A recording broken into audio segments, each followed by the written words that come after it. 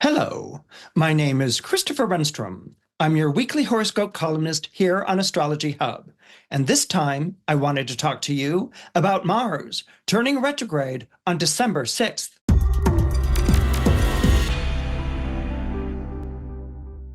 Now, this particular Mars retrograde happens to be quite remarkable.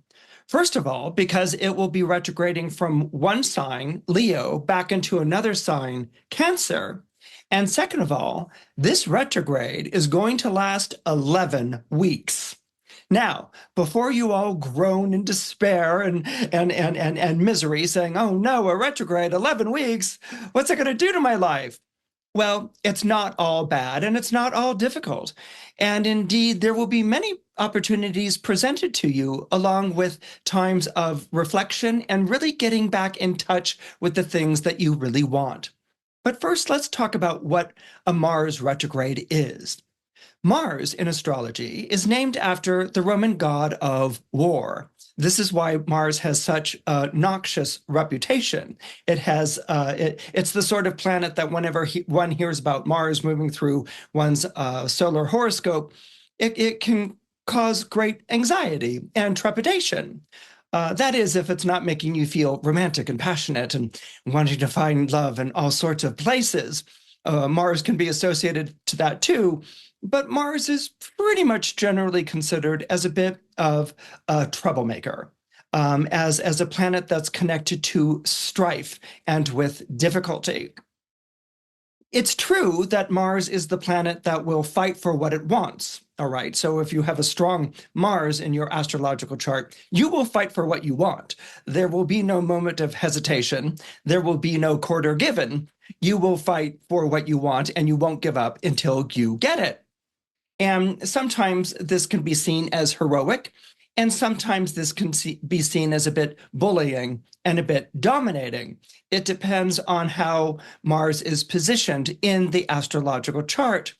So Mars's job, basically, in your astrology chart is to get you what you want. All right. If you were to be like, oh, I'd really like that position at work. I know that if I tried out, I could get it. If you have a strong and healthy and vigorous Mars in your chart, it will be like, okay, Betty, let's do it. Let's go after that position. Let's go and make that happen. You can do it. And you can be like, oh, yes, no, I know I can do it. I'm ready to go and do it. Let's go and give it a whirl. Okay, so that's Mars in a very sort of healthy, wonderful way. It makes you get up and go after what you want. It puts you at the head of the line. If you have to use sort of sharp elbows or stomp on people's feet to get what you want, you won't think twice about it. But not everyone has such a well-positioned Mars, and not everyone has such a healthy relationship to Mars. Sometimes Mars can show up in a way in your astrological chart in which it's more dominating you rather than you getting what you want, where it's actually working more on the side of other people in your life who are pushing you around or moving you to one side. And so your Mars might be like, oh no, I don't know what to do with this. And it may feel in some ways defanged or unable to fight back. So not everyone really has the same caliber of Mars, the same quality of Mars. And Mars, which can talk about the way that we fight for what we want, and pushing ourselves forward. Mars can also be associated to our anger, to getting angry and furious. But there are 12 different expressions of Mars, just like there are 12 different zodiac signs. All right, so you can have maybe a very fiery and in your face Mars, if it's in a zodiac sign like Aries, or you can have a sort of roundabout Mars if it's in a zodiac sign like Cancer. It's not a Mars that's going to face things. It's not a Mars that's going to lock horns, but a Mars that's going to sort of like figure out how it can get what it wants by taking the indirect rather than the direct route. Or maybe you have a Mars in Libra, and so you set up an alliance with someone else. You feel like you can't get what you want on your own, and that you have to partner with someone else. And this is the way that you go and you do things.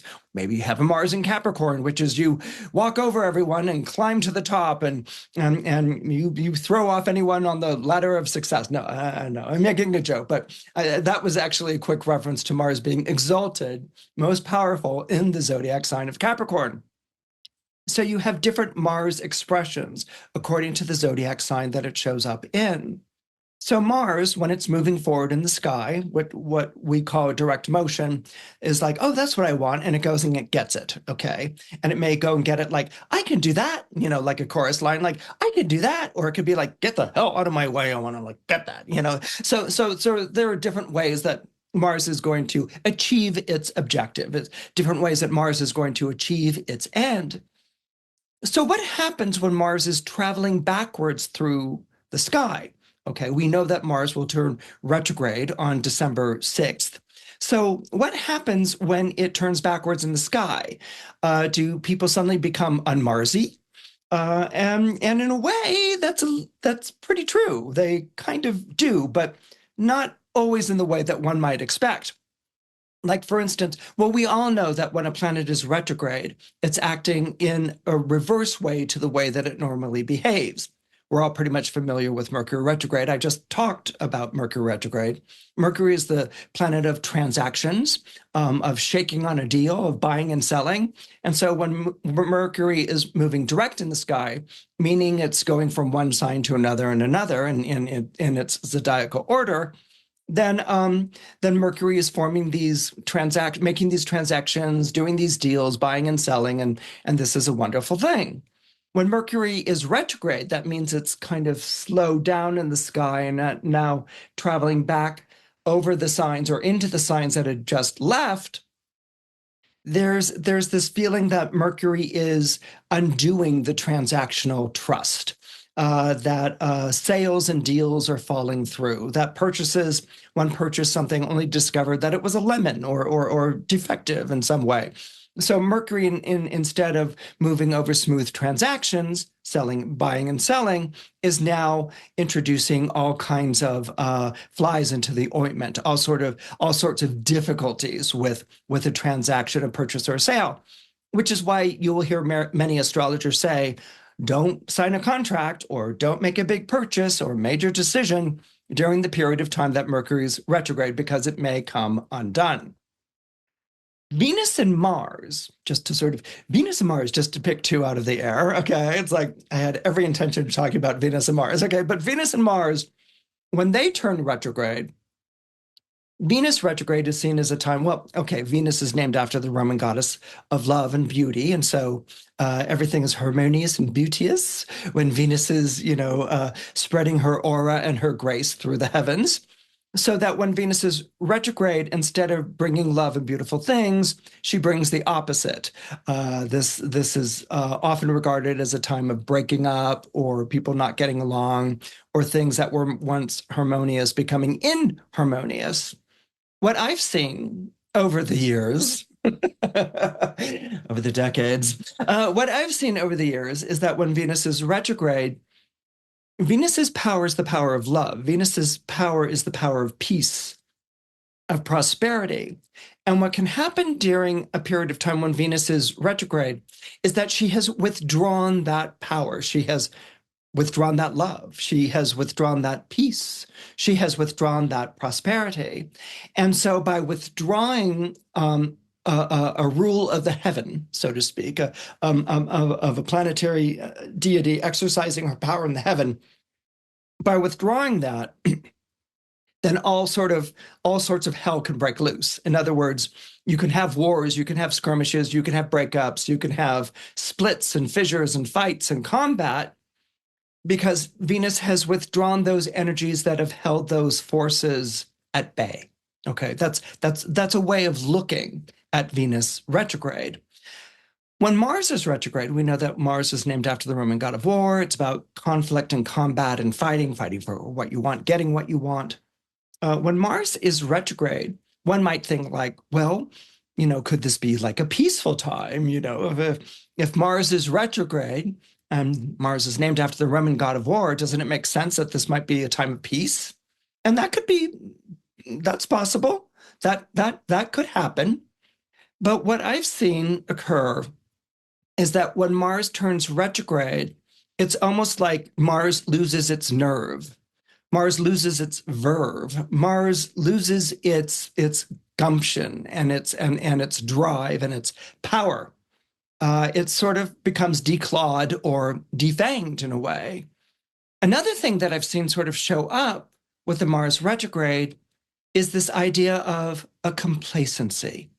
That Mars is the struggle, it's the fight, it's I want that, or who wants a piece of me, or it's kind of like I'm going to struggle, fight, resist, campaign, advocate, champion, to get what I want, what I think is best, whether it's for myself or for a cause or other people or whatever have you. When Mars turns retrograde, when Mars becomes sort of defanged and declawed, it becomes complacent. It's not at its fighting form. And some people might be like, well, Christopher, what's wrong with that? No. I mean, a little complacency nowadays in a world where everyone is so angry and so shrill, and people are picking apart people's, statements or positions, or just, really kind of maybe even almost looking for a fight. What's wrong with a little complacency? And that's an interesting idea. But when you become complacent in a Mars retrograde sort of way, it's because you didn't resist when you should have resisted. It's because you didn't fight when you should have fought. It's because you didn't go after something when there was something to go after, all right? You said to yourself, I'm not good enough, or I'm going to get rejected. So why go and get rejected again?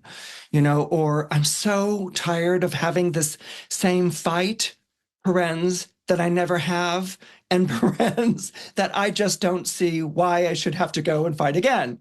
Mars retrograde can kind of become a path of least resistance in terms of evading a confrontation, in terms of ducking out of something that needs to be done, in terms of shirking something that you are honor bound to do. All right. So during a period of time when Mars turns retrograde, it can be almost this feeling of walking away from a fight, avoiding a confrontation, or saying that's okay when it's not. And again, one might sort of ask, well, what's wrong with that? I mean, like, do we have to live in a world where we're all arms akimbo and, like saying, I want this and making all these outrageous demands and things like that? No, not at all. I mean, believe me, we could use a lot more peace and quiet and a turning down of the volume in the world that we live. I mean, if anything, it could be said that there's too much Mars energy that's going on in the world that we live right now. But I'm not interested in talking to you about the world at large or what's going on, with forces that are larger than we are. What I'm interested in talking to you about is how Mars is active in your chart, how it appears in your chart, how it shows up in your chart. And during this period of time, maybe in the last couple of weeks, in the time leading up to December 6th, when Mars is going to be turning retrograde, maybe there was a conflict that you walked away from. Maybe there was a confrontation that you avoided. Maybe there was an opportunity for you to go after something and you talked yourself out of it, or you said you weren't good enough, or something along those lines. Now, again, one has freedom of choice. You have freedom of choice in life in the universe, and you have freedom of choice in astrology.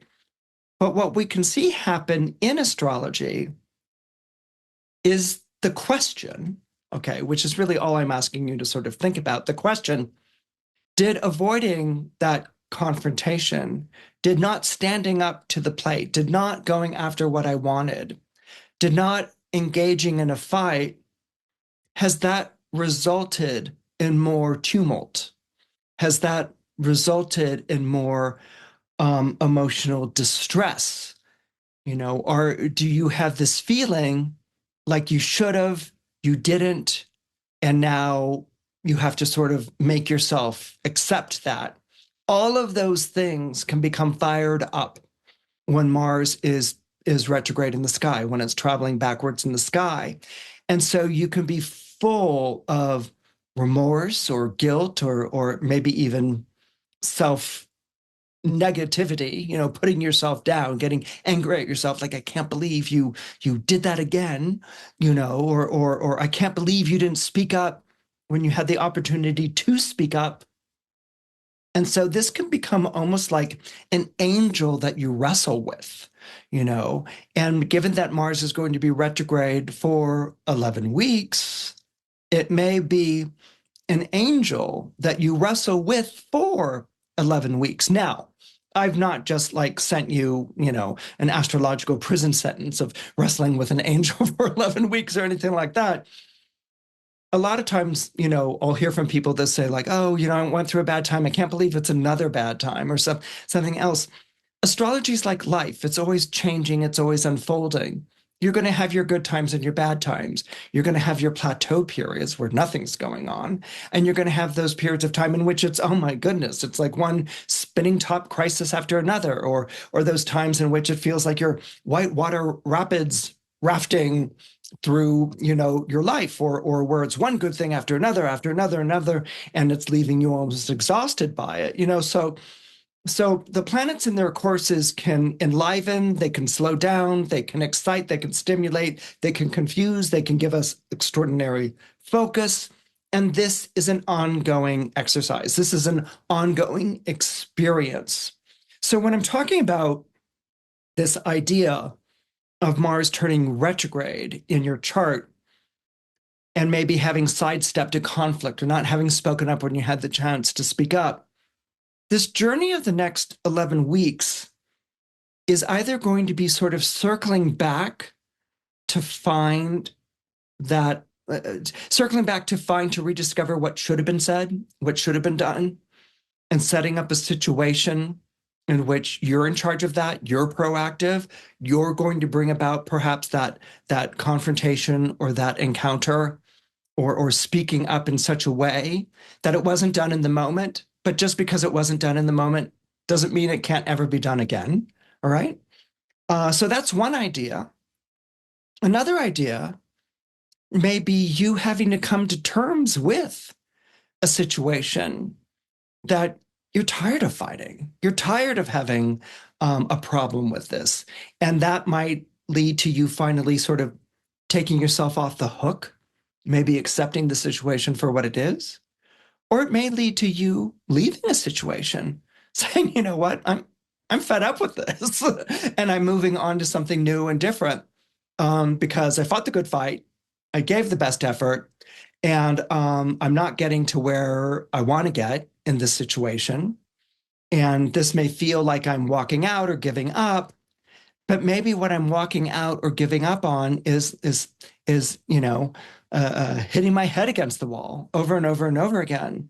And maybe I want to go in a different direction, or I want to do something different. So there are different ways of directing or harnessing this Mars energy.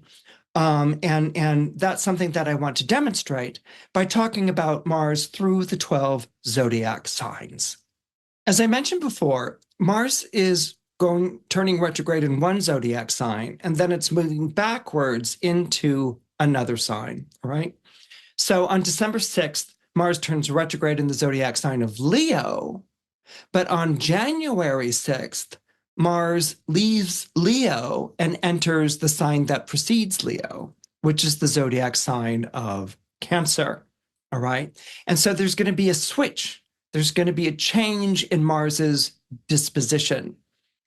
More often than not, a planet will retrograde in just one zodiac sign. And so we're talking about, Uranus in Taurus. Uranus has been in Taurus since 2018 and it's been moving forward and retrograde in Taurus since 2018.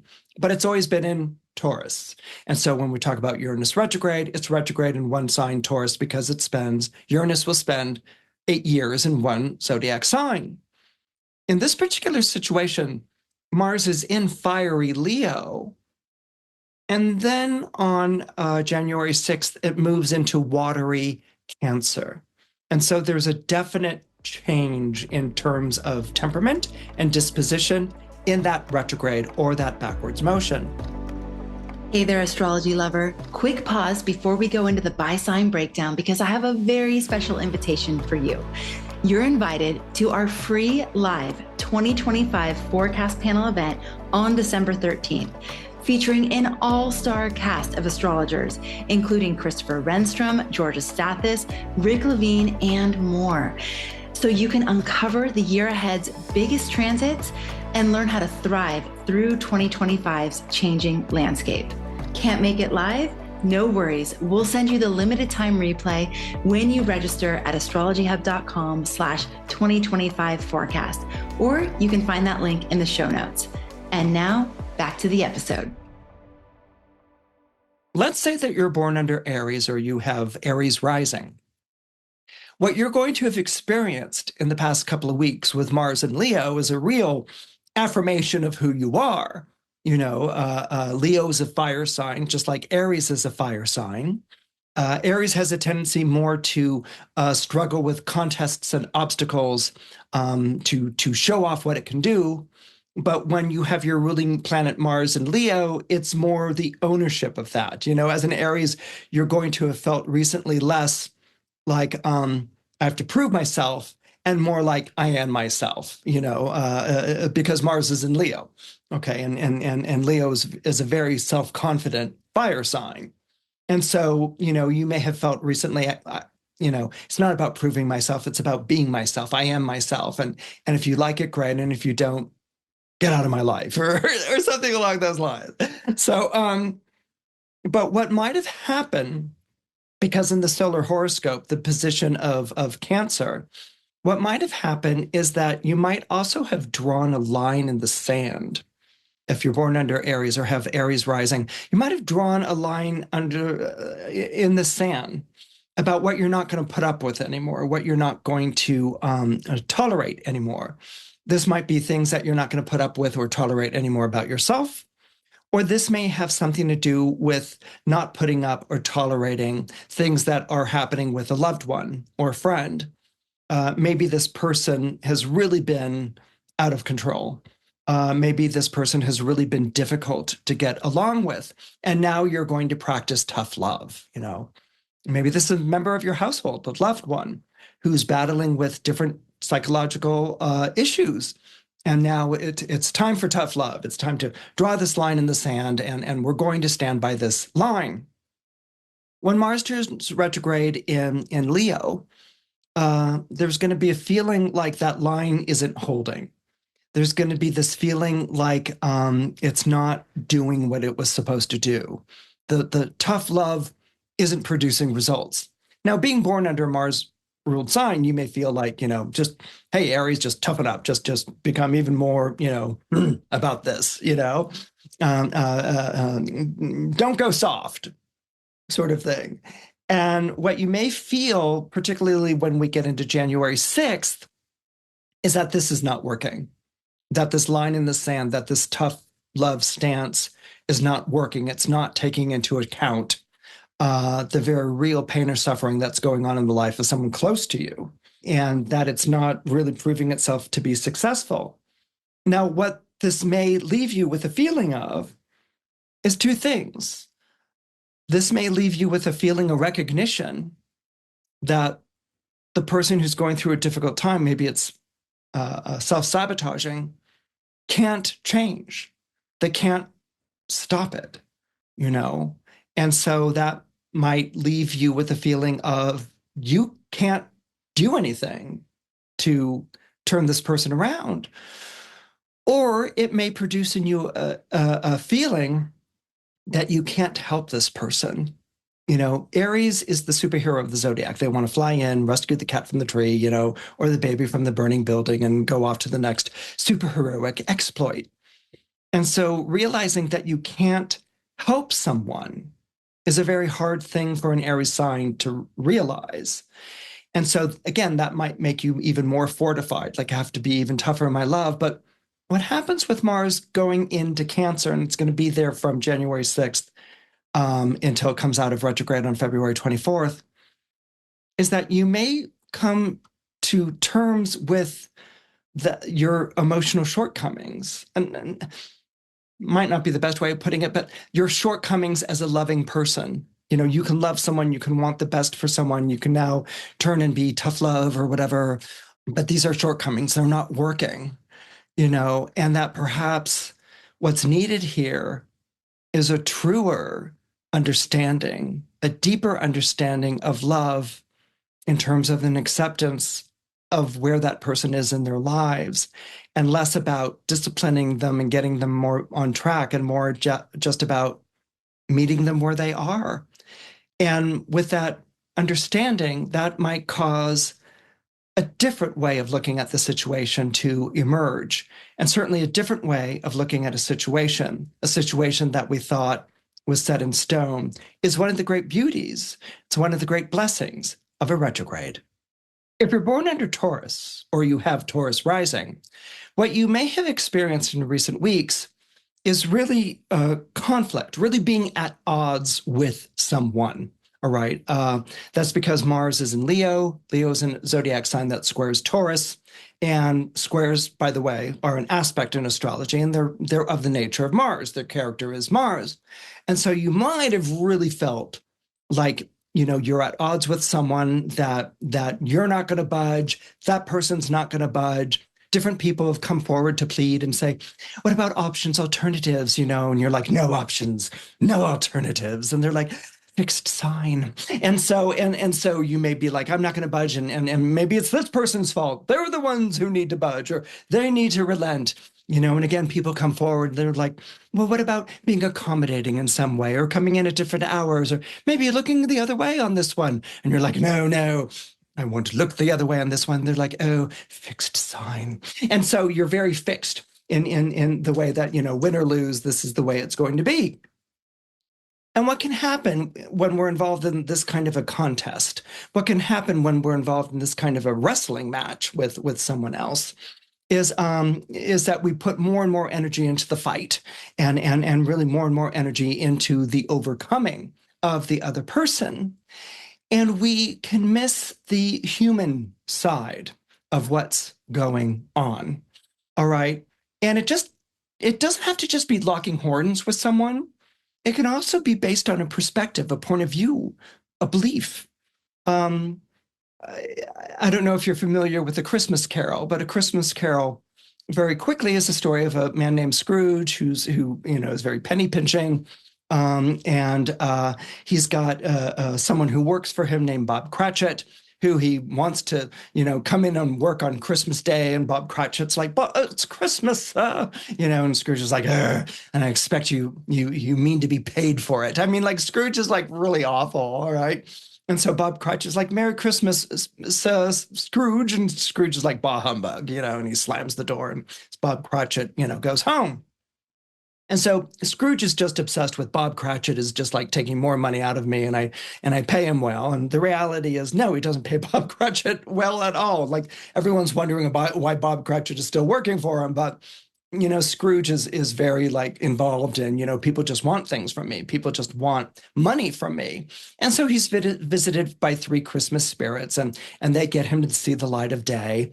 And he turns around and his heart, opens, his mind opens. He has a realization of really how much miserliness has become a prison based on his fears and anxieties, and how it's choked off his life. It's choked off his heart. One of the key moments here is the ghost of Christmas present takes Scrooge to Bob Cratchit's house. And that's where Scrooge sees that Bob Cratchit has a child named Tiny Tim, who's a cripple and isn't expected to live very long, but nevertheless goes to church with Bob Cratchit and sings hymns and things like that. And he's a child full of joy. And he's the one, of course, who gives us the phrase, God bless us, everyone. And so Scrooge sees through the visitation of the ghost of Christmas present a side of Bob Cratchit he hadn't seen before. He had seen Bob Cratchit as just taking his money, but now he sees how meagerly the Cratchits are living, and that there's this child, Tiny Tim, that Scrooge actually really quite identifies with. You know, he's not a cripple like Tiny Tim, but he's emotionally crippled. He's forlorn. He's been rejected by society, but Tiny Tim doesn't accept that rejection. He still has joy and love, and that's the thing that moves Scrooge's soul. That's the thing that moves Scrooge's heart. So that when the Ghost of Christmas Future comes and shows that Tiny Tim will expire within, a year or two, that and that people are weeping over him and he will be missed. That's when Scrooge's heart breaks. It opens up. He feels grief for the child, and he wants to change his life. This is my way of demonstrating what this Mars retrograde will be doing for you. If you're born under Taurus or have Taurus rising, you may have a very entrenched view about someone. Maybe they're an adversary or an opponent, or maybe it's someone that you think, is riding on your coattails or using you for your money or something along those lines, or someone that you just can't stand. We can throw that on in too. What you may have during this 11-week period is a glimpse of the humanity of this person, seeing that this person has a loved one, a child, a favorite pet, something about this person, or this person goes to church or is charitable or giving in some way, or that this person is suffering something, which is very difficult or very challenging, or has gone through challenging circumstances. It's something that's going to move your heart. And in your heart being moved, you're going to go from sort of repeating these things that maybe you've been repeating about this person or people like this person for far too long, and suddenly having your heart melt, having your heart open, and you seeing the human element, the human quality of this person. And of course, when you see someone in terms of a shared humanity, the person no longer is an adversary or an other or a stranger. The person is a brother or sister. The person is a friend. And that may be something that you may be experiencing taking place over the next 11 weeks. Now, if you're born under Gemini, or you happen to have Gemini rising, this Mars retrograde is going to be really intriguing for you, or it's intriguing for me talking about you, okay, is probably a better way of putting it. The Mars is turning retrograde in the zodiac sign of Leo. Leo is a fire sign, Gemini is an air sign, and there is a shared sympathy between the two zodiac signs. We used to call these masculine signs. Air and fire signs were masculine signs, and the feminine signs were water and earth. Sometimes they were the aggressive signs, air and fire, and passive were water and earth. Nowadays, the terms of yin and yang are being associated with these forces, just to sort of take them out of the gender blinders, and sort of open it up to more of a give and take between energies, which are often portrayed, if they're masculine or feminine, as being more oppositional than complementary, especially nowadays. So what's going on here is that the Mars is in Leo. It's inflamed the Gemini energy in your life. It's accelerated your Gemini energy. And what you may have experienced recently is having gotten together with a like-minded group of people. Maybe it's a new set of friends, maybe it's a new set of colleagues, maybe your team won, at your bowling league or something along those lines, and now you're going on to the next level of championships. Okay, I don't know, I'm bringing bowling. Okay, but something in which you're feeling very like, camaraderie, with like-minded people, and you feel like you're really going places. You feel like you're going to really get what you want. And it's based on the people you're socializing with, and it's based on the people you're fraternizing with. With this Mars turning retrograde on December 6th and moving backwards in the sky in Leo, you may be questioning yourself as to whether the ends justify the means. Mercury-ruled signs are very much ends justify the means. In other words, whatever I need to do to get to where I need to get to is worth doing. And in some regards, this is seen as very Machiavellian. There's like, the ends never justify the means, and it's just about manipulation, getting what you want. But honestly, ends justify the means comes out of this idea of what's the most effective approach?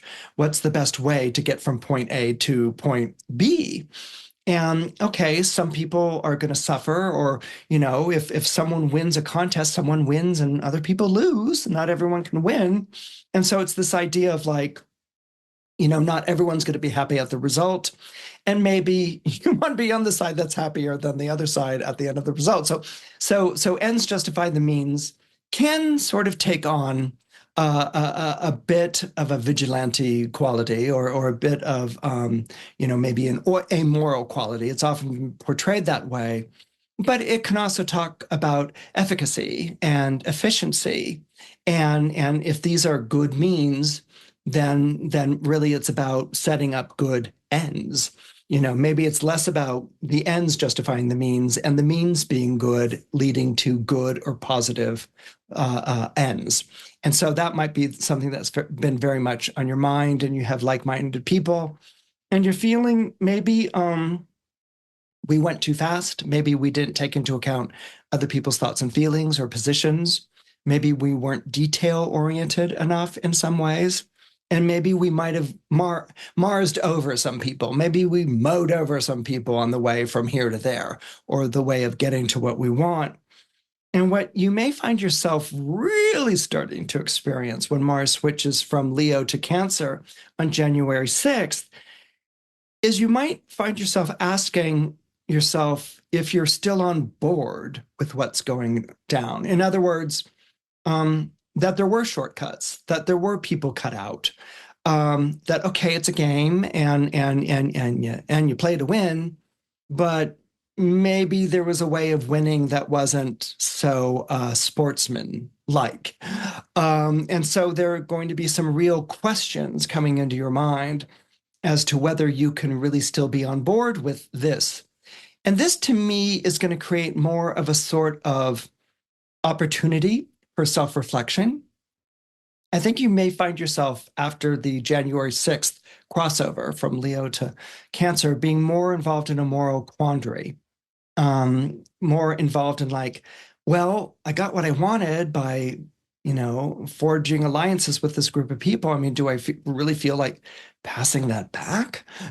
Or is there any way that I can secretly contribute to a charity without anyone knowing it's me? And so you may find yourself really questioning whether this was okay, the way that you achieved your ends. And then you may find yourself involved in a situation in which that's going to repeat, or there's going to be a continuation of this. And this is what's really going to bring about the prick of conscience in you. Okay, this is the thing that's going to really make you wonder if this is all right. And that's kind of where I want to leave it with you, Gemini. If you're born under Gemini or the rising sign Gemini, because you guys really respond to questions. Gemini is a sign that doesn't like to be told what to think, but Gemini wants to do the thinking. And a lot of times, Geminis do their best thinking when they're posed with a question that isn't so easy to answer.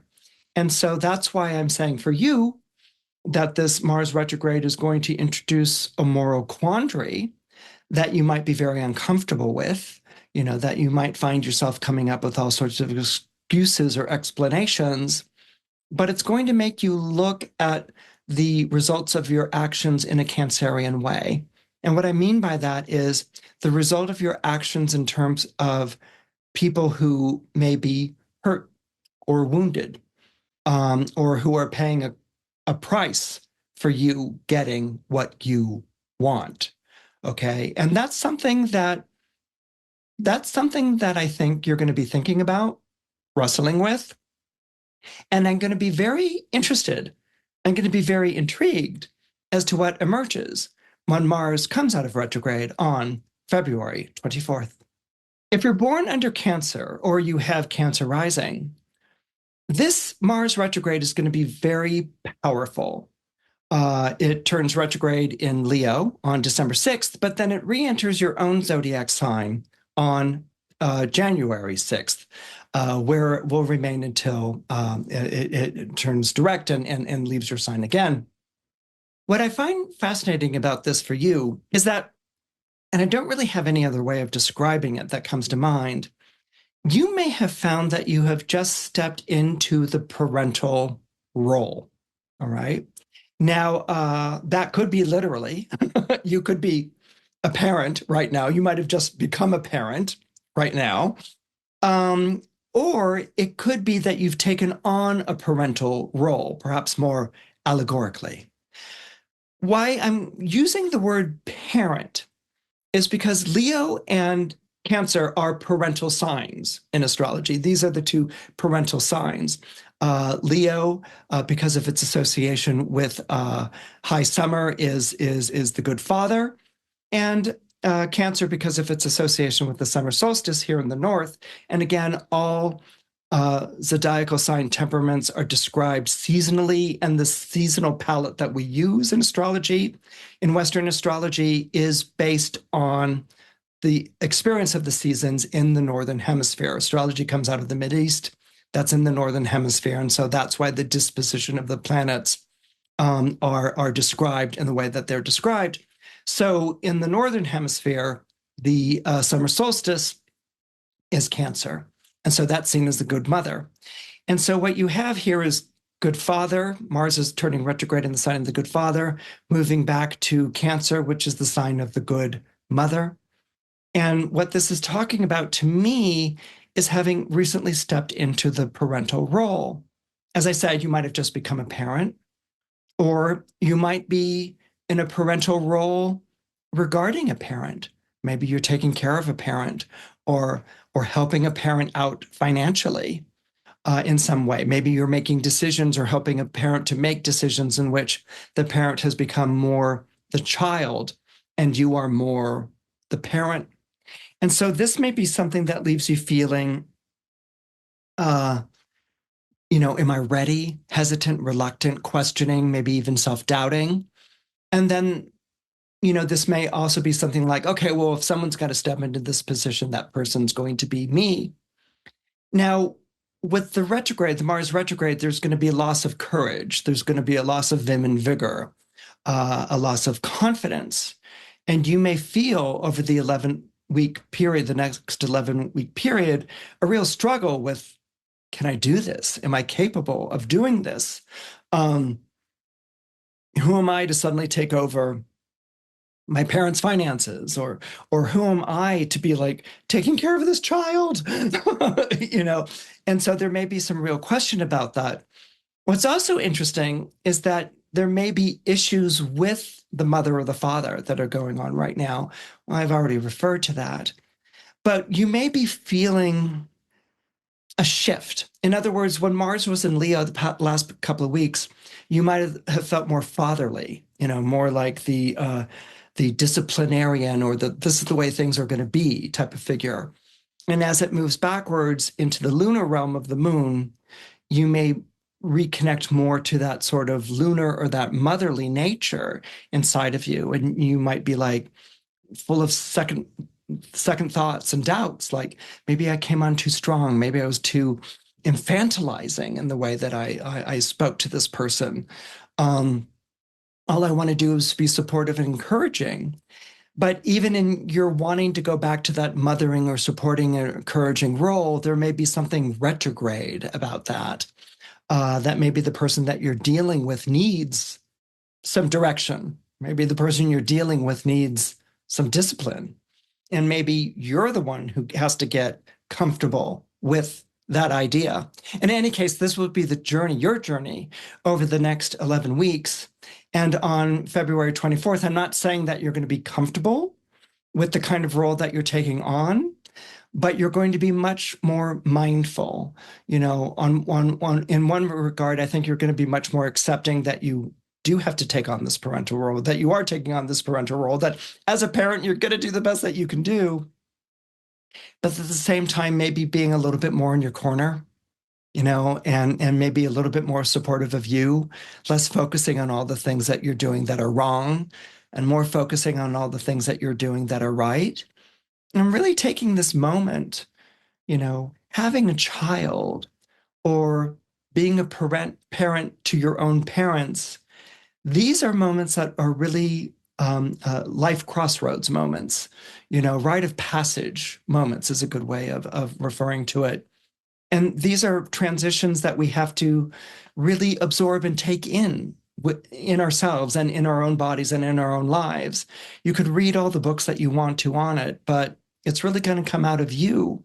And I think perhaps what may help you is more of a reconnecting and a trust in yourself as being a really wonderful parent, even if the person you're parenting is you. If you're born under Leo or you have Leo rising, Mars turning retrograde in your sign on December 6th, you're going to feel that. Okay. Mars is very much about gumption and drive. It is very much about asserting itself. Leo is the zodiac sign of the lion. And we all know that the lion is associated with courage. And so, with Mars moving forward through your zodiac sign, you're feeling very triumphant. You're feeling very confident. You're feeling, like you can't possibly lose. You're on a roll. But this isn't a lucky streak. I don't want to go down that path. That's not what's going on here. What it is that you're feeling very confident in who you are, very motivated, very driven in who you are, and you're feeling very supported by that. People are saying, yes, you are this person. This is a wonderful thing. You are generous. You are warm. You are kind. You are loving. These are all wonderful things. And you stand up for people when they can't stand up for themselves, Leo. You're no cowardly lion. You're Roi de Lion. You are to be celebrated in your courage and your vitality. Well, Mars turning retrograde brings a sudden halt to that. Okay. And then it turns around and it starts moving backwards in the sky. And so, what you may feel in the weeks that follow December 6th is a loss of confidence. And especially when we get to January 6th and Mars passes from Leo to Cancer in January 6th, you may at that time start feeling more and more like a nest of insecurities, like you're second guessing everything that's going on, that you're not sure of yourself, that you're very emotional, and you may be even looking for someone to take you away from where you are. Now, some Leos may react to this by becoming more, having lost their nerve and their courage, having an experience of cold feet and wanting out or to go back the way that you went. Like, I thought I was up for this and I'm not. And how do I get off this horse? And other Leos might actually clamp down with it. You may be wrestling with these feelings that are going on underneath, but instead of it becoming humbling/humiliating, you're going to double down on the Leoness. You're going to double down with the shaking of the mane. You're going to double down on the roar. You're going to say, you may think I'm defanged and declawed, but I still have paws and they can knock the wind out of you. Or you become even more ferocious. That can happen too. All sorts of compensatory behavior can exhibit and present itself with a retrograde planet. And so that might be what's churning on underneath with you.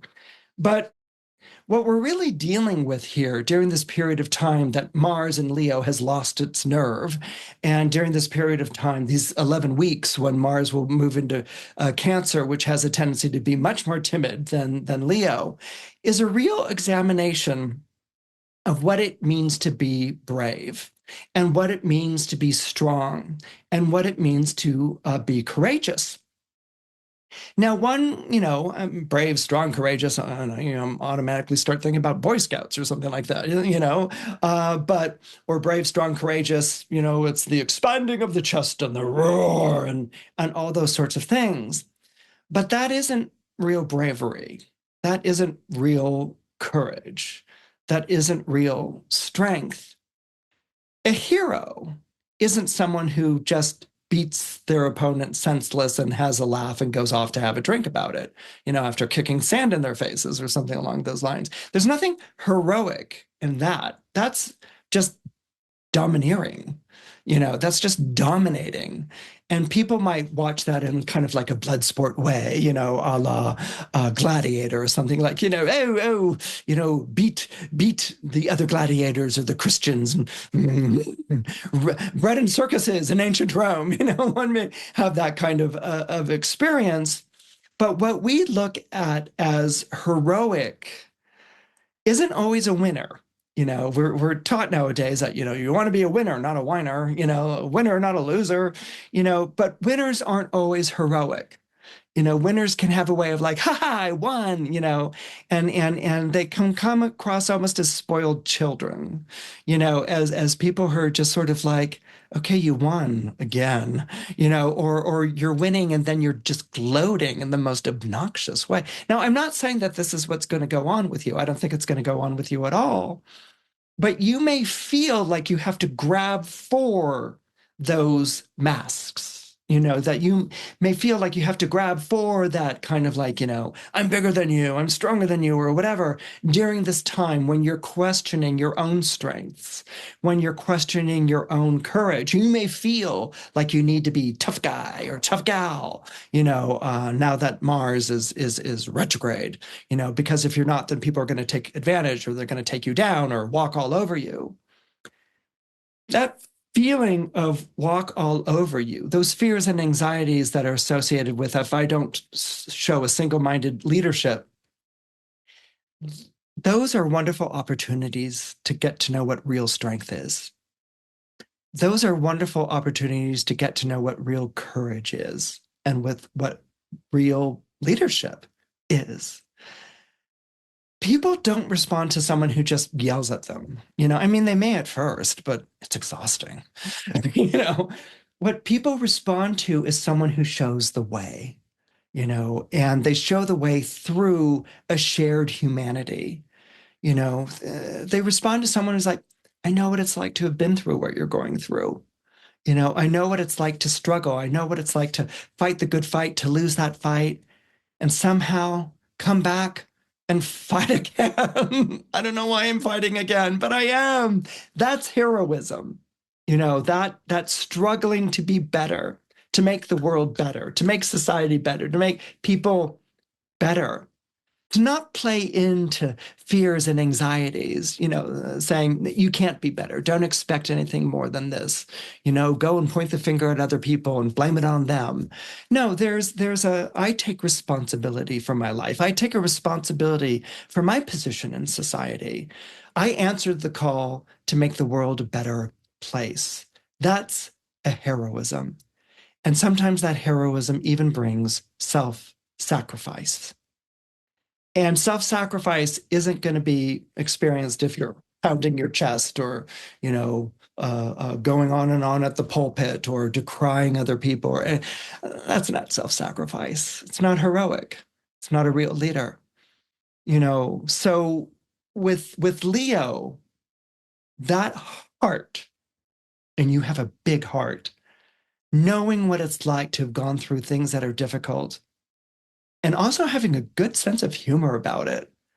That's the father figure that everyone looks for. That's the person that, the person who can tell you, yeah, things are bad and let's talk about that. Person who has the presence of mind and heart to do that, to provide a shelter, even if things feel like they're not going to be sheltered or turn out well. The person who makes sacrifices in order for the kid to get ahead. These are the attributes of Leo. These are the wonderful attributes of Leo. And if you can find that if you can share that, if you can find that in another person, that weakness isn't about saying, I can't win and I'm giving up, but that it makes you identifiable to someone else who's like, yeah, I'm scared too, but let's keep believing that in that dream, or let's keep going for something better. That's the thing that summons the spirit. That's the thing that ignites the fire. And that's the thing that you may find making a lot of sense when Mars comes out of retrograde on February 24th. If you're born under Virgo or you have Virgo rising, you may start to feel resentful about being, I don't know, used, taken for granted, or overlooked. This period of time that Mars was moving through Leo, which was the last couple of weeks, you might have felt very emboldened. You might have even been promoted to a new situation, or maybe you've been promoted to a new situation recently, and you're the person in charge and you're giving orders and things like that. And even though you're the person in charge who's giving orders and things like that, you may find that you're still the person going out and fetching coffee for everyone, that you're still the person who, is going out and getting things for your coworkers or your employees or something along those lines. And you might find yourself wondering, is this something that someone in charge should be doing? I mean, shouldn't it be someone else who's going out and doing this for me? Now, Virgos have always had a status problem. It's the sign that follows Leo, and Leo, as you imagine, has no status problem at all. Leo is top dog, top on the food chain. Leos have no problem with status or being, at the top. Virgos have a great deal of problem with status, so much so that they really prefer the power behind the throne placement.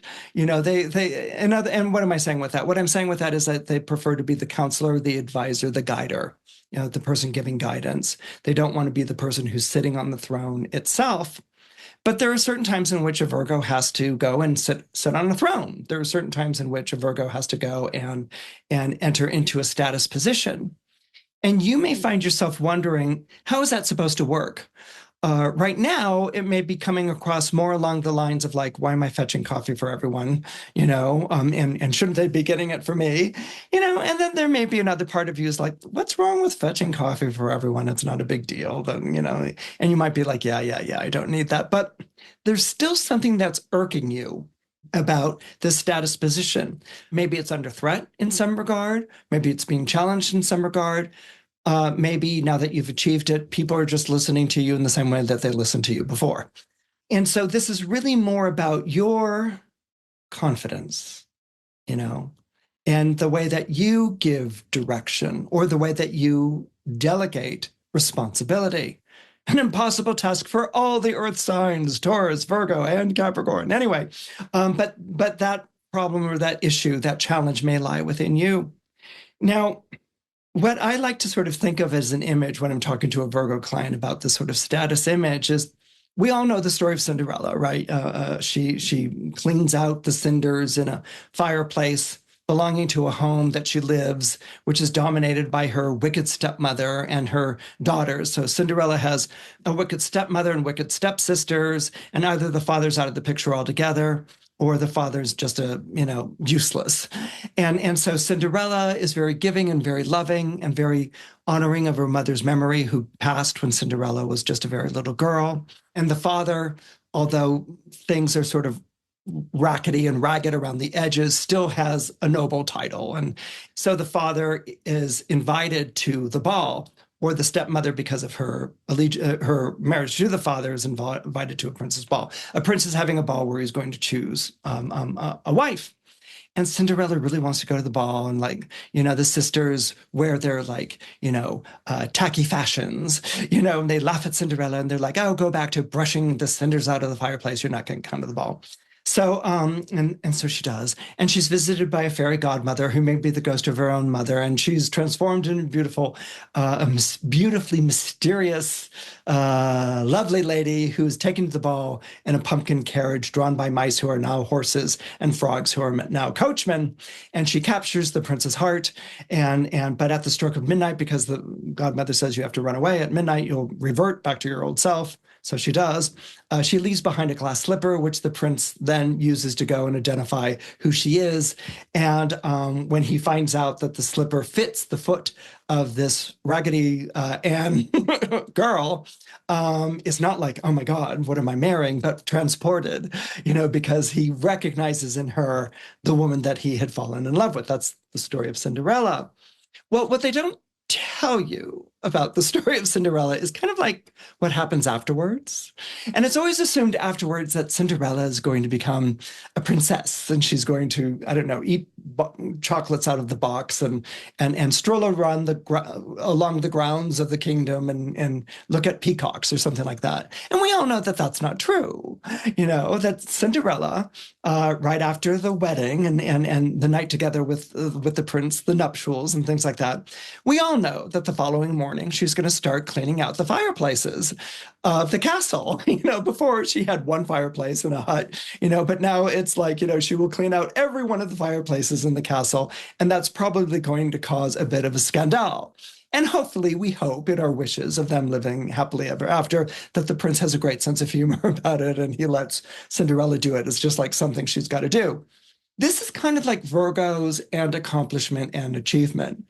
You're working really hard for that Cinderella transformation, all right? And even if you get the Cinderella transformation, the following day, you're going to go back to work on the fireplaces of the castle, and maybe that castle has 350, which of course would delight any Virgo secretly.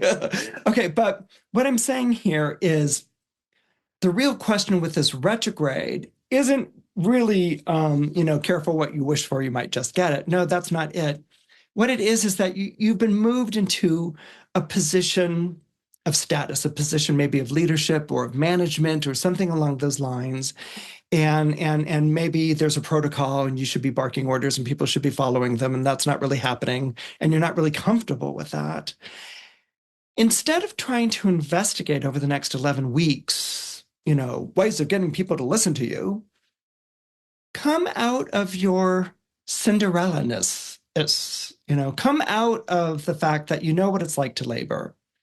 You know what it's like to work really hard, and that what you're looking for or what you've been wanting perhaps along the way isn't really status, but it's more meaningful work, purposeful work that you do with other people.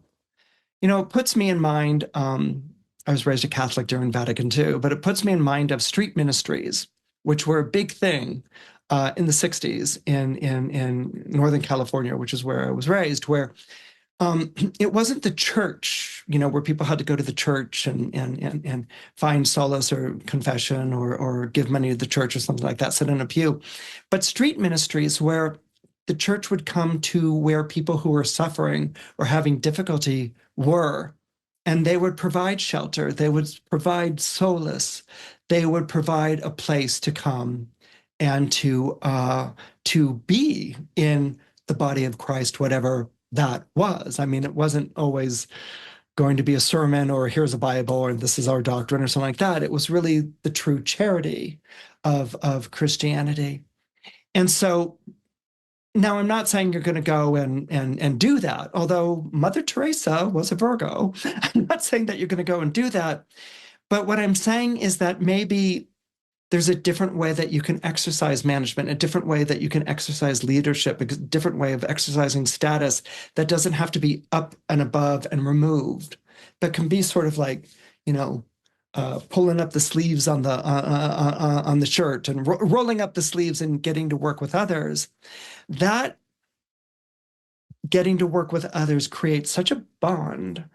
It creates such a solidarity that you're going to find, that nobody worries about who gets who coffee or anything along those lines, but that this has been something that you may very well be looking for. It's not the status in the work, but it's being reminded of what the purpose is of the work, and that it's really more coming from a place of all being in it together, which is a more Cancerian take on it, than it is on, ordering people around, which can be a little bit more leonine. If you're born under Libra or you have Libra rising, then what you've been experiencing the past number of weeks is Mars arcing over the solar midheaven point of your solar chart. Okay, solar charts are basically set up with the sign in the rising position of the sun sign itself.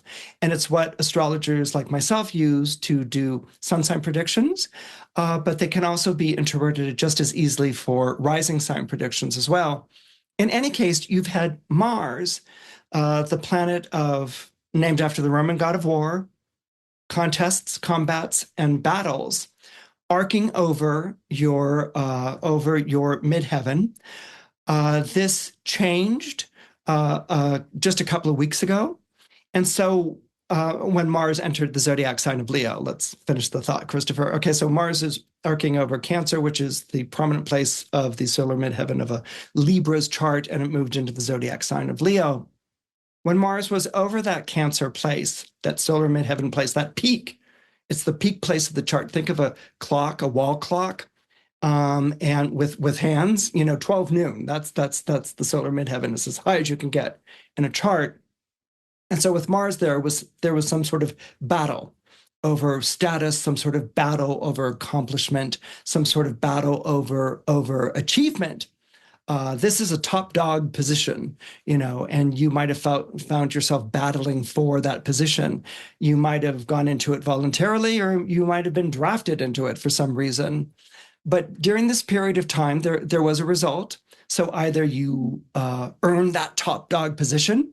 Okay, so as a Libra, you're either like in the top dog seat right now, as we're talking, or you might have experienced the opposite, which is what Mars can bring whenever it's traveling over the solar midheaven. You might have experienced, going from top of the heap to bottom of the barrel. That might have also been an experience. So in the past few weeks, there's either been an experience of triumph or perhaps even of failure. And with Mars stopping in Leo and turning retrograde and going back over into Cancer, there's going to be a lot of second thoughts about that. Let's say you're top dog. Let's say you won the fight for the kingdom or the throne or the hand of the fair maid or the hand of the fair fellow. Okay, you got what you wanted. Denouement, as we say. What follows that has been sobering. It might be this feeling of like, what did I sign on for? I'm not a top dog. Or, this was fine when I was battling for this, but now that I have it, I don't know if I want this anymore. That might be some of the regret or the second thoughts or the loss of courage that Leo turning retrograde, that Mars and Leo turning retrograde could bring. Or it could be a fall from the top, going from the top of the heap to the bottom of the barrel. And it can be sort of getting yourself back up on your feet and taking care of your bruises and your wounds. Let's say you were forced out of a position. You may have people laughing, at you and jeering at your fall, or you might have people who are like, okay, but we still love you, or something along those lines. But there may be this very bitter taste of failure going on. And this is something to really sort of think about. We often think of Mars as being just about triumph and winning. But Mars, especially in a Mars retrograde, can also be the opposite of triumph and winning. And what is that? That's failure, or a fall from grace, or a fall from a very high height. And that can require a Marsiness from us as well. Now, our first reaction might be like, oh, if I failed at something, I need to have a stiff upper lip, take it on the chin, something along those lines. But what if it's really about examining what the failure has to teach you? A lot of times people would look at failure and they'll be like, oh, I want to be away from failure. I want to go be with the winner, type of thing. But failure can teach you a lot about not how to do it better next time, but about what happened. Did I really want this? Did I go about this the right way? Why did things not work out? Maybe they weren't supposed to work out now. One can do a lot more broad-based thinking after having tumbled, rather than being on the top of the heap. When you're on the top of the heap, you have to keep fighting to maintain that place. It's King of the Hill if you ever played it as a kid. You have to keep shoving all the kids off, the top of the mound, because you're King of the Hill, and so you have to fight to hold on to that thing. But if you've fallen from that, that actually brings a lot more profundity. And I'm not just talking like profundity in life, like life is full of victories and failures. No, it's not like that. It's more profundity in, did I want that? What did wanting that turn me into? Did I become someone else? Did I become a different person? Did I fail? And okay, I failed. Can I accept that? Can I love myself? Can I be in my own corner? When you fail, sometimes you're the only friend you have, and what's that like?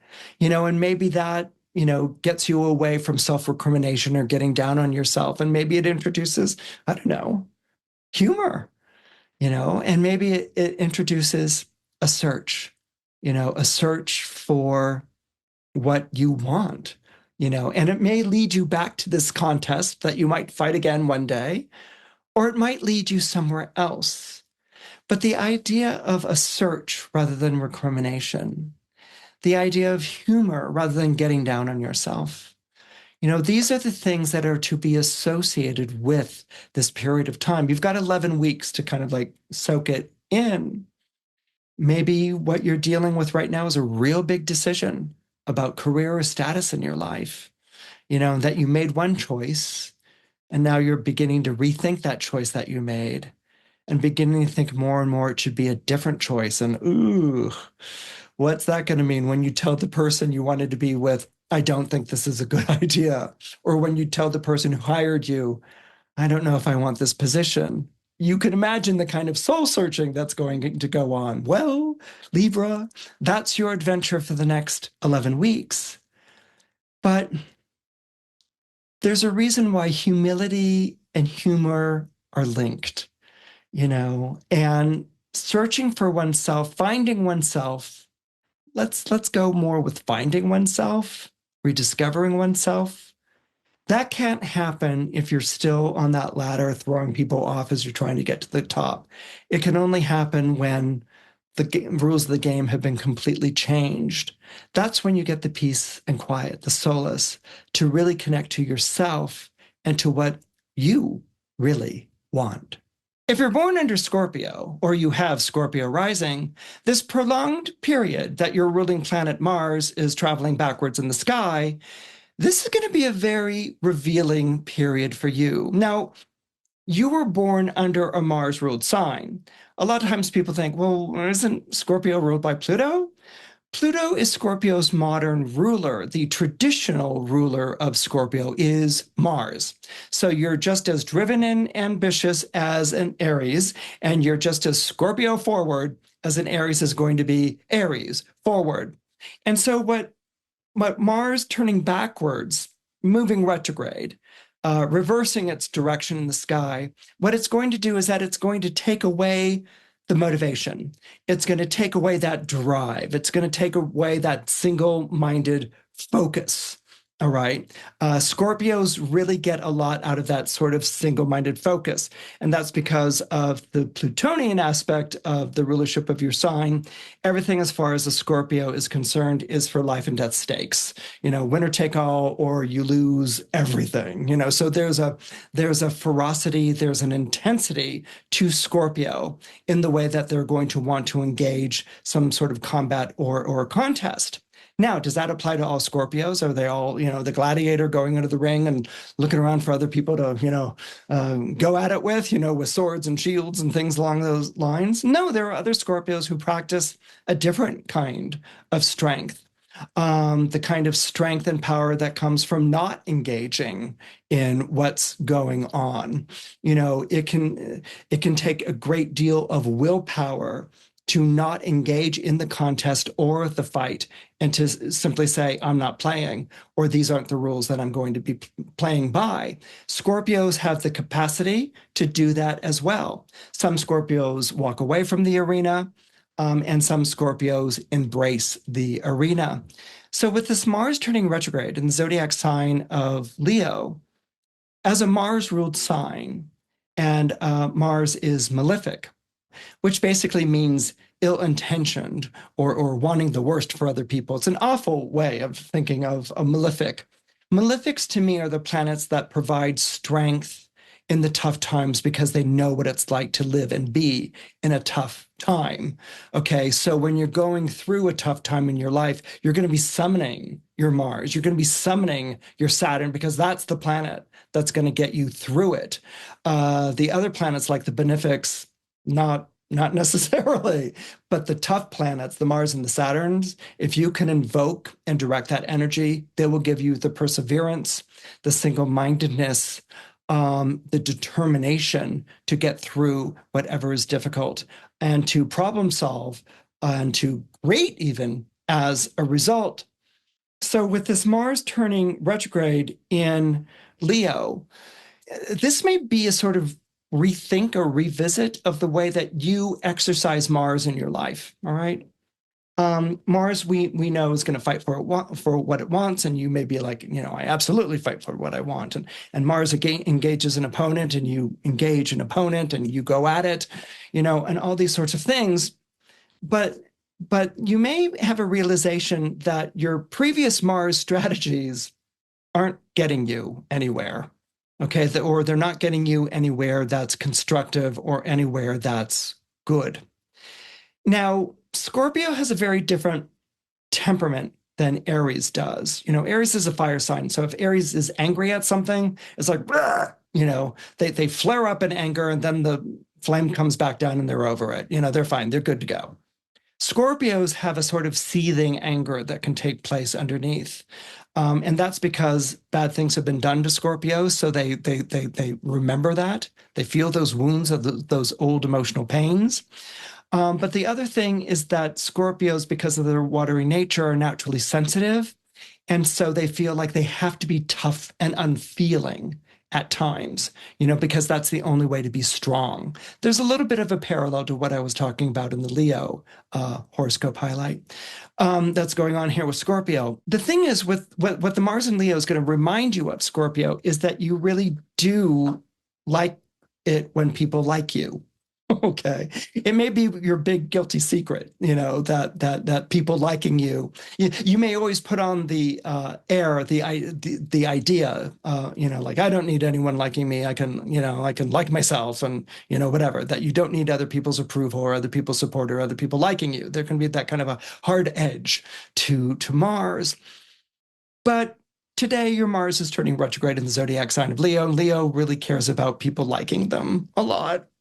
And this might be something that you're wrestling with underneath, of like, why should I care so much whether that person likes me or not, or respects me or not? And you might find a part of you answering, you should care, because it matters, because it's nice when someone likes you. It's nice when someone looks up to you, Love is not a battlefield, who sang that? But anyway, love is a battlefield. Okay, anyway, so love doesn't always have to be, Pat Benatar. Okay, love doesn't always have to be a battlefield. Life doesn't have to always be a battlefield.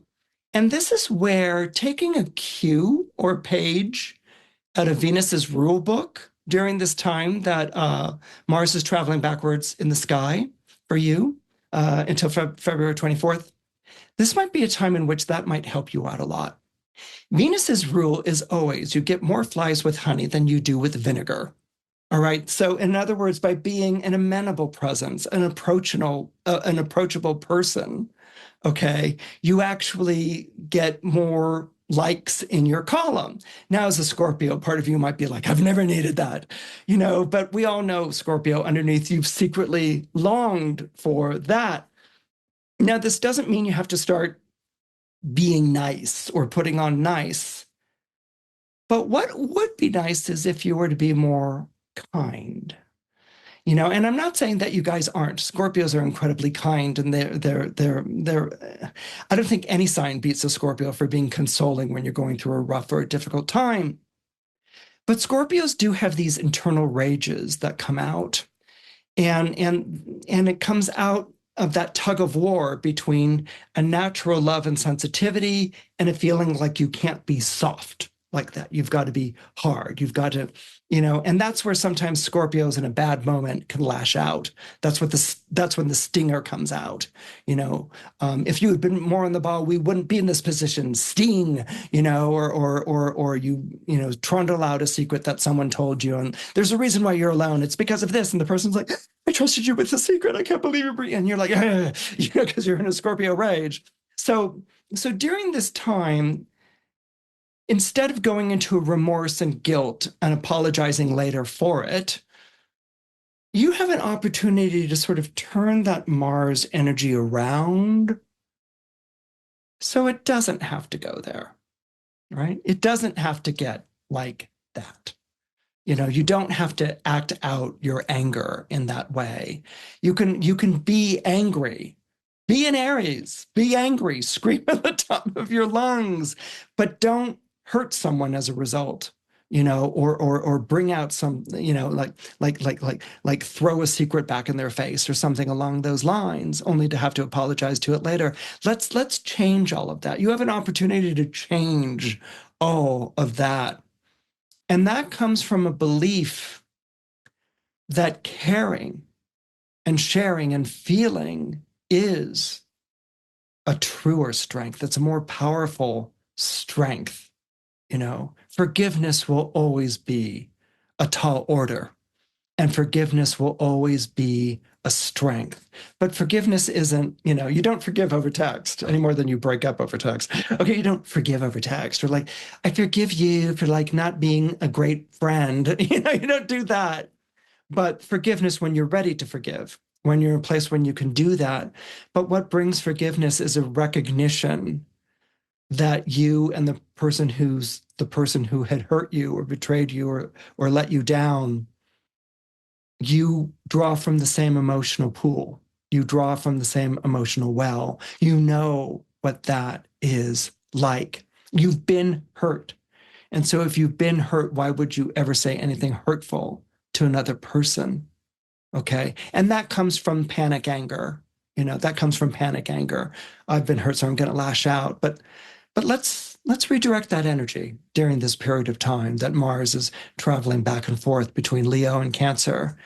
I think you'll find that not only can you redirect that energy, redirect that anger, but that it's going to give you a much more solid sense of yourself, because there's a more compassionate you, a compassion that you show to other people, and a compassion, of course, that you show to yourself.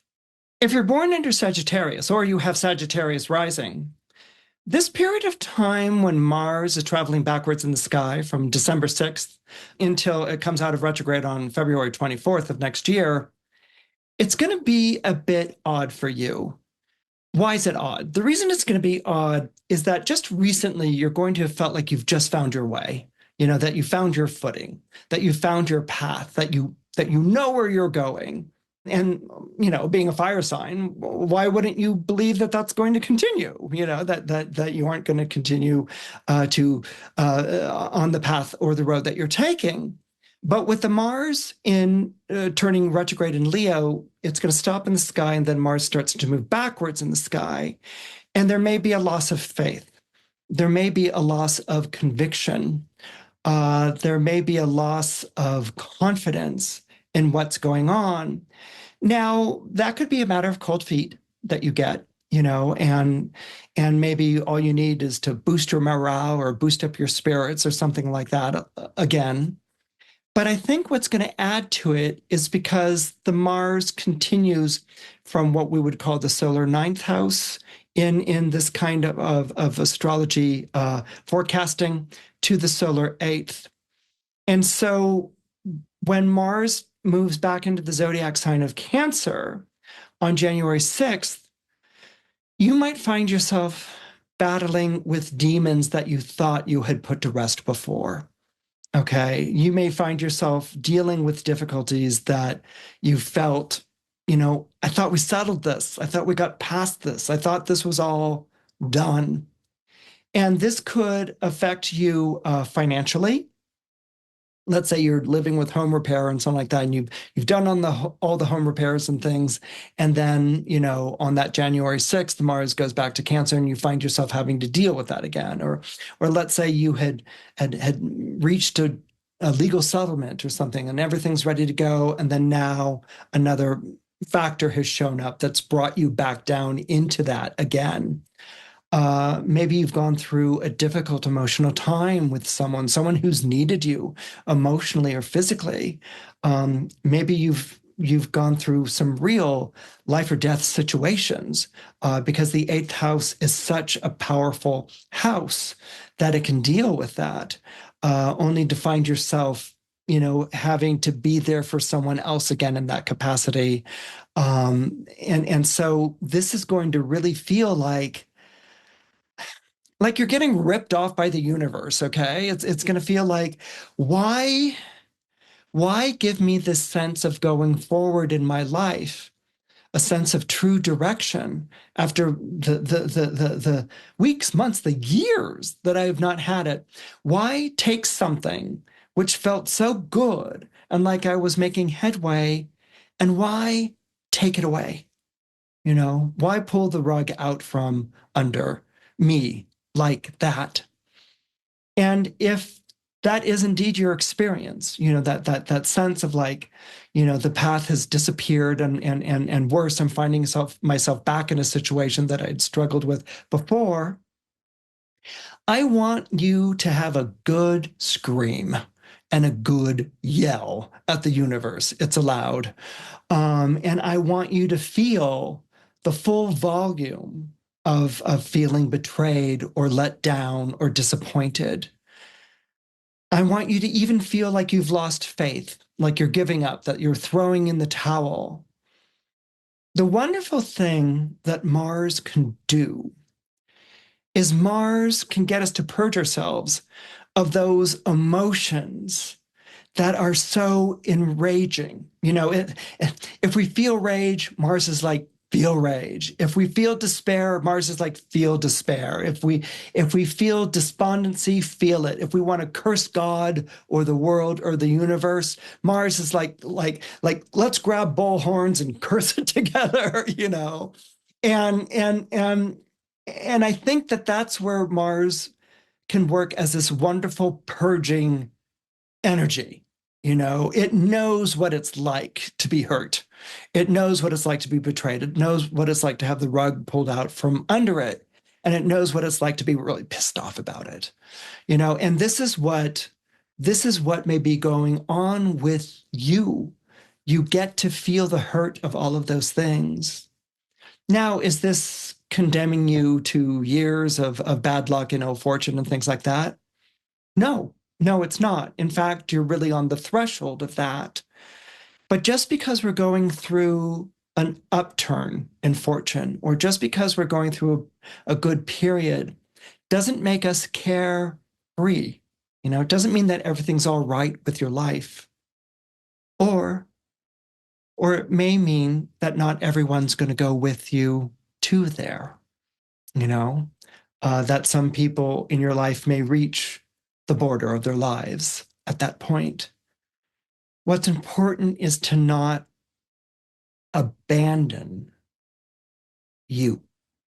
Okay. What's important is to not give up on you.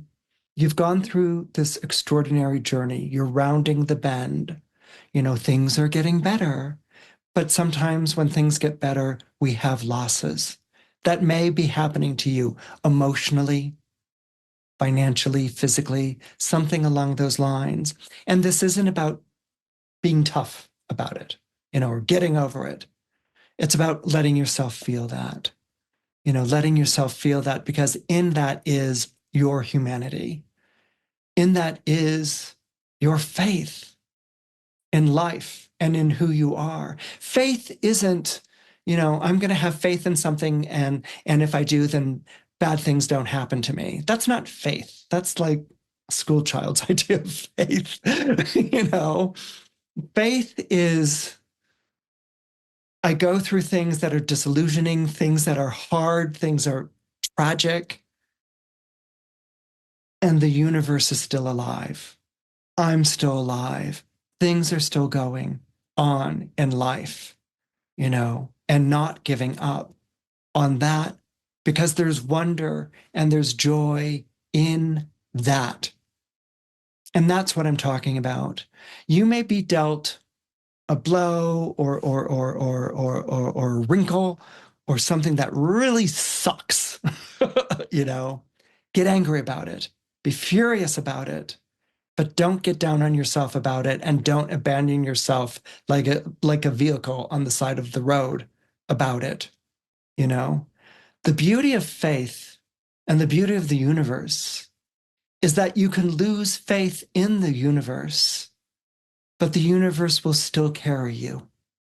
You don't have to have that faith for the universe to still carry you. And this is something which is testified to in astrology and in horoscopes. So put your trust in that, put your faith in that. You may have felt like you were on the road, you're going places that you've lost your way. You'll find your way again. You'll find your way again. But if you want to feel a sadness or an anger or whatever the response you have to that disillusionment, to that disappointment, feel it. Let yourself feel it at full force. Because not only are you going to feel a lot better afterwards, but you're going to see the world so much more clearly. If you're born under Capricorn, or you have Capricorn rising, then Mars will be turning retrograde in your solar 8th house and then tracking back into the solar 7th house, the house of partnerships. The 7th house is the house that partners with the 1st house in astrology. The 1st house is connected to our ascendant. So when we talk about rising signs, we will often talk about how we show up in the world, how people perceive us or see us. That's a rising sign. A rising sign to me is the face of the horoscope itself. So what's the 7th house? Why is it talking about partners? Why is it talking about other people? What the 7th house is basically how the world shows up in your life, okay? So if the 1st house is how I show up in life, in the world, the 7th house is going to be how the world shows up in your life. So there are going to be times in which the 7th house is connected to your partnership or your relationships. But there are a lot of times in which transits through the 7th house may have little, if anything, to do with you. And they may have more to do with people who have shown up in your life.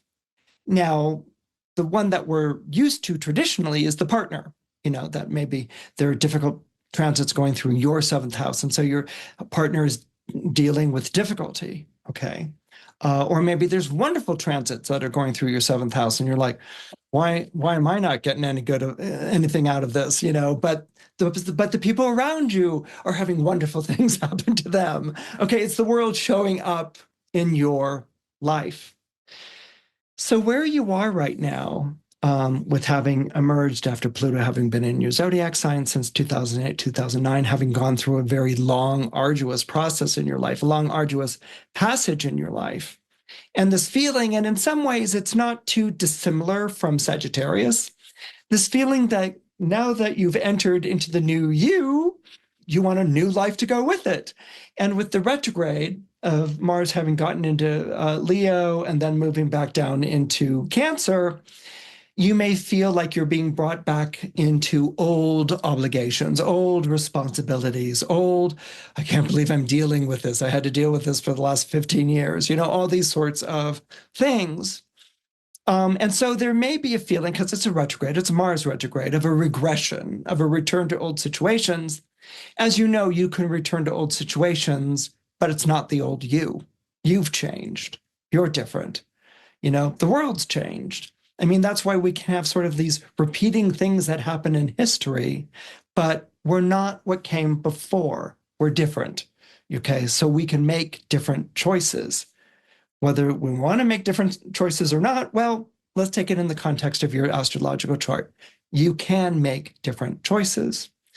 So you may feel yourself, moving back into a previous relationship. Maybe it's a relationship with an ex in which this person becomes very important again or needs you again. Maybe it's going to work for someone you used to work with before, in which they call you up and say, you were the best at this. Why did you ever leave? You didn't pay me enough money. No, why did you leave? And, I need you or whatever. And you may feel like, you're being drawn back into old situations, maybe even old familial situations where you're being asked to take up the role that you took up when you were 7 or 12 or something along those lines. You can answer the call to a responsibility. You can answer a call to an old obligation, but that doesn't mean that you lose who you are now. If anything, you should answer with who you are now. Now some people might say, don't take that up again, don't answer that phone call, don't whatever. But you're Capricorn, you feel responsible, and 9 times out of 10 you will. But that doesn't mean you have to become diminished as a result. That doesn't mean you have to become infantilized as you deal with the situation. You can take the things that you've learned. Let's say you have a parent who can never show you approval. Okay. And what you've learned is my parent can't show me approval. Well, when you go back and help that parent out with the situation and the parent doesn't show you approval, you can just change the subject of conversation. That's not what you came for. You came to honor an obligation or responsibility. And it doesn't matter if the parent never learns, that they, never showed you approval. If that's going on, chances are it's because the parent has used withholding approval to get you to do the things that you do. You may return to situations in which old conversations are coming up and it just doesn't do it for you anymore. It's not a conversation anymore. It's a been there, done that, and you may graciously decide to change the topic of conversation again or to change the subject, so even though a retrograde sort of acts as a time machine, it takes you back to a situation. It doesn't take you back to the old you. Now, another thing that might be going on during this period of time is there may be difficulties that your partner is facing or that people close to you is facing. We often will talk about partners being a spouse, but it can be a business partner or it can be someone who's a creative collaborator, someone who's really close in your life. And they could be suffering difficulties, things that are going on in their families that are really hard or harsh, or maybe it's time to resolve an issue that's never been resolved. You may find yourself wanting to sort of pick up if you drew better boundaries, it's sort of the Mars, if you drew better boundaries, or why do you need that person's love or whatever, that rant that maybe you were on the past X amount of years. But instead of going back to that, just maybe accepting, maybe you're never going to get that approval and maybe you're never going to get that love. And you know what? You're great as who you are. You don't need it. You don't need it. And so as a Capricorn, instead of feeling like you have to have the answers or being in that person's corner, you may feel like you're able to just be there with that person in their hurt. You can be there for that person in their realization. You can be there for that person in their turning over the leaf, rounding the corner, moving on to something new and different, And by you having that belief in that person is able to do it. And of course, that's going to help you feel like you can do that as well. Another byproduct that you might get with this Mars retrograde is realizing that you've outgrown fears. There are certain fears in your life that have just dominated you for too long and that you've outgrown them. And that the answer isn't being bigger than your fear or yelling back at your fear or mastering your fear or anything like that. But just, am I afraid still? Yeah, but it's not the fear that it used to be, And that can be a terrific, ennobling, and empowering realization. If you're born under Aquarius or you have Aquarius rising, this is going to be an interesting time for you, this Mars turning retrograde in Leo. Like what I was sort of talking about a little bit with Sagittarius, is that you're going to feel like a new path or new way of doing things had just opened up and you were just traveling down that in the past few weeks. And then all of a sudden you've lost the momentum. Maybe that path got disappeared, or maybe you got dragged off that path to go and deal with all of these attending responsibilities and obligations. And so there can be this feeling of disappointment and disillusionment. Maybe the company you're working for or with, you guys finally got to a place where you're financially solvent, and now you've discovered a whole new array of things that are going to threaten that financial solvency, a whole new sheaf of debts that you didn't know about before. And so this could become kind of dispiriting or disappointing. And again, you may feel like, God, did we work that hard to only end up here again? And the thing is, as you're asked to revisit these old problems, these old snafus, maybe snafus made on other people's part, that you do it from where you are now and not from where you were before. A lot of times when we're hit with things that bring us back to past obligations or problems or difficulties, we go into a past way of thinking. Right? We go back into the past triggers, we go back into the past responses, we go back into the past thinking. And it's really important. This is something that's really wonderful about Aquarius. You guys can put the brakes on that thinking and you can stop it in time. It's kind of like the Matrix, where people are like zapping one another or shooting one another or throwing things at one another. And like Matrix person is like, whoa, and they like stop in time. Okay, Aquarius has that way of doing it. It's kind of the great irony of a sign that can be as anxiety-driven and nervous as an Aquarian can, but they can also find the peace of stopping something in time. And one of the things that you can stop in time can be a realization of, that was the old way that I used to do it, and that's not who I am right now. Okay, so you really, and this is a beautiful expression of air, actually, if you think about it. It's a beautiful expression of mind over matter. It's really mind over circumstance. You can stop time and you can say, that was the way things acted before or were done before, but we're changing that when we're going in a new and different direction. And so these are going to be less about challenges to what you've created or built or established for yourself, and more about you, as you revisit these previous predicaments, kind of tossing the ones that really didn't need to be looked at or dealt with, tossing aside things that really took up a lot of emotional or mental space in your life. And like, that's not relevant. That's not, just throwing it away. Okay. And sort of having an exhilarating freedom involved in that.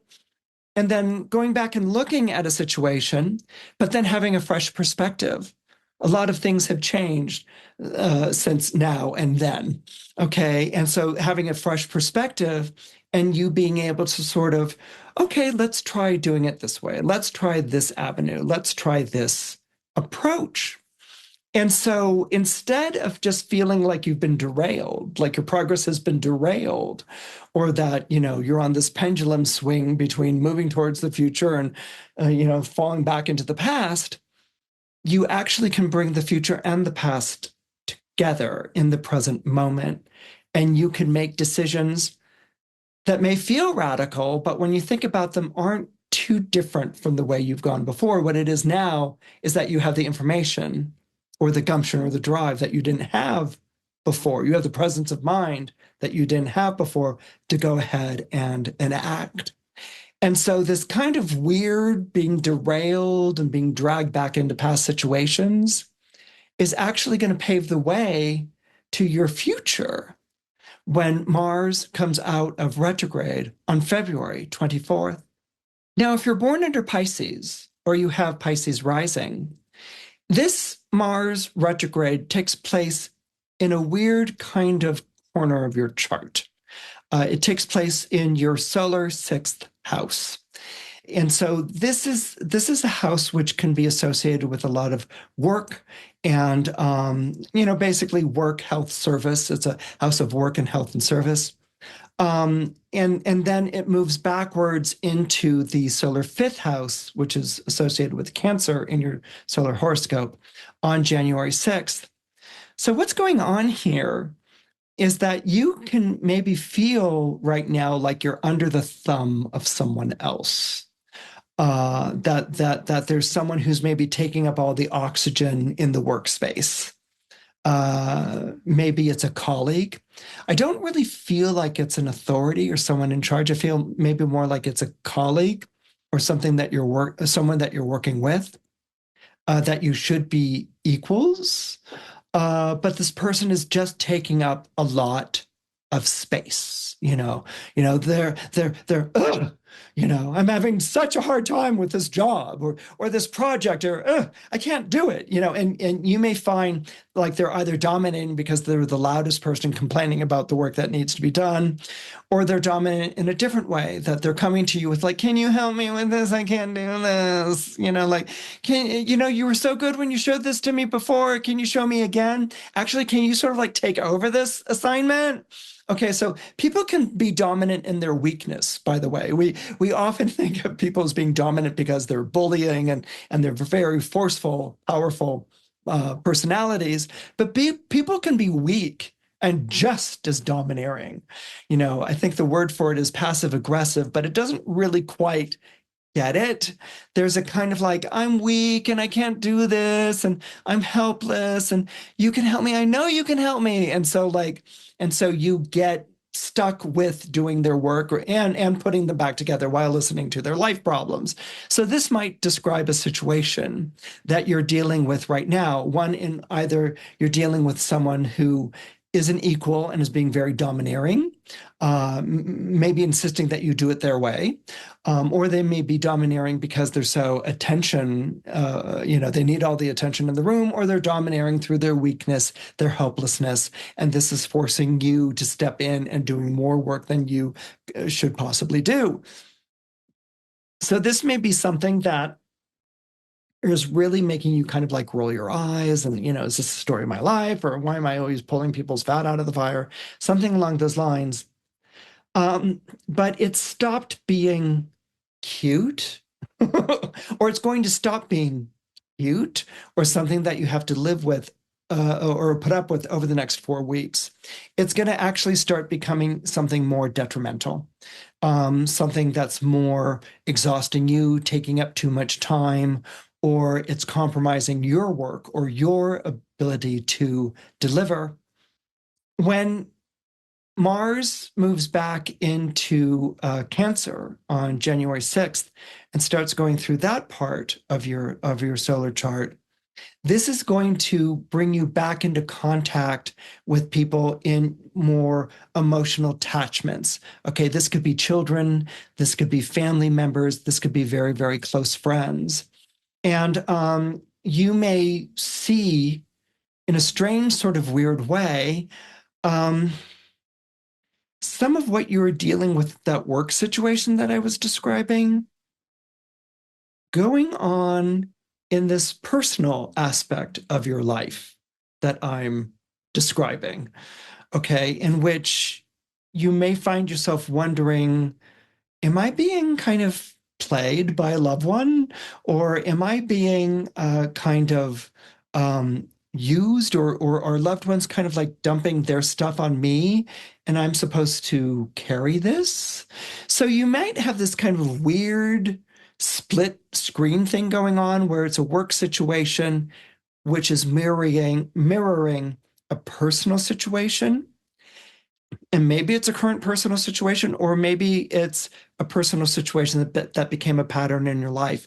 In any regard, it's going to get you to start asking, when did I give over my Mars in my life? When did I give that over to someone else? Mars, as I said before, is associated to the Roman god of war, of combat. It's how we fight for something. It's how we strive for something. And Pisces kind of has a more fluid relationship to that. It's kind of like, I could strive for it. I could be, I could go for it, but I'm not going to like hurt anybody, to get that. And there's more than enough to go around. And, no one has to be thrown over the rail in roller derby or something along those lines. Pisces can have a much more benevolent and maybe even at times laid back side. Even though they can have a stormy side to their personality, they can have that. But what can happen is that if you don't own your Mars, then your Mars will come looking for you. Okay, as I said, Mars is about drive, it's about being motivated, it's about winning that prize. And if you don't own that that's what you want to do, that you have a motivation in life, that you want to win a prize, that there are things that you want, that if you don't own that, you will attract people into your life who own that for you. People into your life who are going to tell you what your motives are, people into your life who are going to tell you how to live and how to be, people into your life who are going to make you a part of their project of winning a prize or getting to someplace that they want to go. And as a Pisces, you can maybe start to feel like you're kind of along for the ride and that they're not really caring that much about the things that you want, because that what they want is more urgent, what they want is more important, what they want is more dire, what they want is more defined or better articulated. And so you may find yourself in this period of time going from the, well, that's okay, or maybe I didn't want it that much, to that's not okay. And maybe I did want it that much. But you're going to have to do more than say, well, wait, what about me and what I want? Because if that pattern has been set up in your life and someone else is playing your Mars, they'll just shout back at you, get back to work, or, you never you never finish a project, or so what? And if you're kind of like, I guess they're right, then you're playing into that. But if there's a part of you which is like struggling to own that Mars idea, kind of like a sleeper struggling to wake up, this is what I think your Mars retrograde over the next 11 weeks is going to be. Now, that doesn't mean you have to go and smack someone over the head, like in one of those Looney Tune cartoons where they hit each other and exercise all of this violence that we laughed at as children. But anyway, it doesn't mean you have to do that. What it does mean is that you have to own that you want something. And this is what Mars is doing in this really peculiar placement in your chart. It's saying, well, if you want it, you have to own it. You have to own wanting it. If you're motivated by that, then you have to own it. You have to own being motivated by that. If someone can talk you out of it, if someone can outshout you, if someone can bring up a new diversion or new crisis that they're going through, so you're going to put your things aside, then maybe you don't want it that much, and that's okay too. I mean, a retrograde Mars deals with those things. I mean, there are times in our life in which it's like, I don't feel like fighting that fight. I don't feel like, maybe one time in my life I was motivated, but I don't know if I'm motivated that much. It's going to sort of sit as an uneasy realization with you. And again, the point of this Mars retrograde isn't to retaliate or to get back or say, you stole my life away from me to someone else. It's to claim ownership of your Mars. And when you claim ownership of your Mars, there is a winning of the prize. You're saying that prize is mine. But when you win that prize, there's going to automatically be someone who challenges you for that prize. That's why Mars is always kind of associated to a self-improvement or coming back to fight that fight again. You may find that owning of that doesn't have to bring cacophony into your life. It doesn't have to bring turbulence or distress. What it can bring is a sense of fulfillment and a sense of drive and a sense of saying, yeah, that's what I want. And by saying even that being a moment of personal triumph. Well, friends, I hope you enjoyed this episode. Want more? Make sure you're signed up for our Cosmic Insider newsletter. It's free, delivered every Monday, includes links to all the episodes, plus you'll get a heads up on the cosmic weather ahead. Just go to astrologyhub.com/insider. Don't forget to like and subscribe to our channel to help us reach more astrology lovers like you. And finally, follow us on socials. You can find us on Instagram, X, TikTok, or Facebook for daily astrological guidance. See you soon.